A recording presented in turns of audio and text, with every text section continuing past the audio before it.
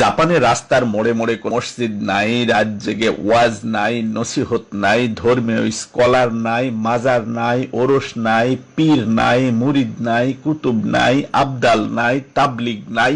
আমরা শ্রেষ্ঠ জাতি বলেও তাদের কোনো দাবি নাই। এগুলো ছাড়াই জাপান একটা সুশৃঙ্খল জাতি।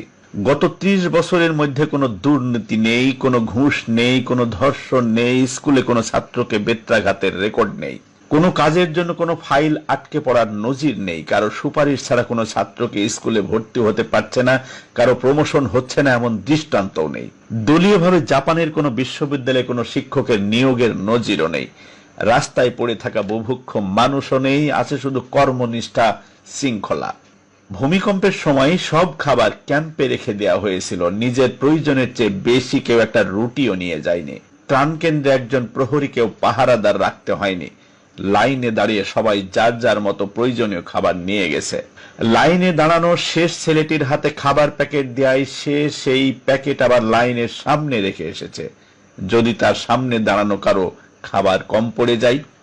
জাপানে কোনো কালোবাজারি দ্রব্যের দাম বাড়িয়ে মানুষকে জিম্মি করে না, কেউ খাবারে ভেজাল মেশায় না। রাস্তাঘাটগুলো এত চকচকে ঝকঝকে যে নিজের চেহারা রাস্তায় দেখা যায়। শুধু বয়স্ক কিংবা যুবকরা নয়, একজন শিশুও জাপানের রাস্তায় যেখানে সেখানে ময়লা ফেলে রাখে না। কোনো প্রোগ্রাম 1 মিনিট দেরিতে শুরু হয় না। 1 মিনিট ট্রেন লেট করেছিল বলে পত্রিকার পাতায় ক্ষমা চাওয়া হয়েছিল। টেকনোলজি আর ডেভেলপমেন্টে জাপান পৃথিবী থেকে 10 বছর এগিয়ে আছে। পুরো পৃথিবীর খাবার ফুরিয়ে গেলেও জাপানে আগামী 30 বছরের জন্য খাবার মজুদ আছে। বোমায় কয়লা হয়ে যাওয়া জাপান পুরো দুনিয়ায় গাড়ির বাজারে নেতৃত্ব দিচ্ছে, অথচ জাপানে ভার্চুয়ালি কোনো ন্যাচারাল রিসোর্স বলতে কিছুই নেই। জাপানের মানুষের আছে শুধু বিনয় আর বিনয় আর ক্ষমা প্রার্থনা। অবসরে যাওয়া জাপানি প্রধানমন্ত্রী বারবার বলছেন, কি করতে পেরেছি তার জন্য দয়া করে গুণ কীর্তন করবেন না, বরং যা করতে পারিনি সেটার জন্য ক্ষমা প্রার্থনা করছি। দুহাত একসাথে করে জনগণের সামনে মাথা নিচু করে বারবার ক্ষমা চাচ্ছিলেন জাপানের বিদায়ী প্রধানমন্ত্রী শিনজো অ্যাবে। সামনে রোজা আসছে, কিন্তু আমাদের দেশে শুরু হবে কেনাকাটার মহোৎসব।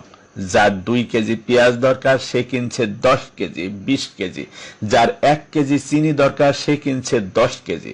এমন করে খাবার মজুদ করা হচ্ছে যেন সারা বছর না খেয়েছিল, রোজার পরও আর কোনোদিন খাবার খাবে না। দুনিয়ার সব খাবার এই 30 দিনেই শেষ করতে হবে।